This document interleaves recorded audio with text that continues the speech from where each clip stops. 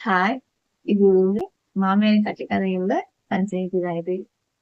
இன்னைக்கு என்ன சொல்லுவாங்க அப்படின்னா, பிறந்த குழந்தைலாம் இருக்காங்க இல்லையா? அவங்களுக்கு வந்து இந்த மூக்கு வந்து பாத்தீங்கன்னா, ரொம்ப அப்படி அமுங்கிருக்கு. ஸோ அத அப்படி வெளிய எடுத்து விட்டாங்க அப்படின்னா, அது வந்து இந்த மூக்கு வந்துட்டு இப்படி மேல வந்துரும். ஸோ என்னோட நிக்நேம் பார்த்தீங்கன்னா, மண்டை மூக்கி தான் சொல்லுவாங்க. இப்ப என் மூக்கு பாருங்க, இது என்ன மண்டை மூக்கு மாரி இருக்கு. எவ்வளவு பெருசா புடைச்சு இது கேவலமா இருக்கு பாருங்க. அவங்க எடுத்துக்கிட்டு தான் என் மூக்கு இப்படி ஆயிடுச்சான்னு தெரியல. ஆக்சுவலி இத நம்புற மாரியே இல்ல. மூக்கு எடுத்துக்கிட்டா வளருமா? அப்படின்னு ஒரு டவுட்டு. சோ இது வந்து டாக்டர்ஸ் வந்து இல்ல கிடையவே கிடையாது. இந்த மாதிரி இருக்கிறதுலாம் ஒண்ணு இல்லவே இல்ல அப்படிங்கிற மாதிரி சொல்றாங்க.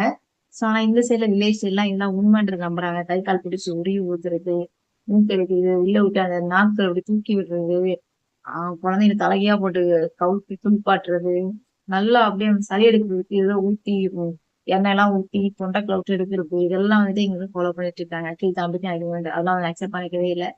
எனக்கே மம்மியாருக்கு சண்டை வருது அப்படின்னாவே அதுக்கு அதுதான் காரணமா இருக்கும். தம்பிக்கு ஏதாவது பண்ண போவாங்க, நான் வந்து அது வேணான்னு சொல்லுவேன். உதாரணம் சண்டையே வரும்.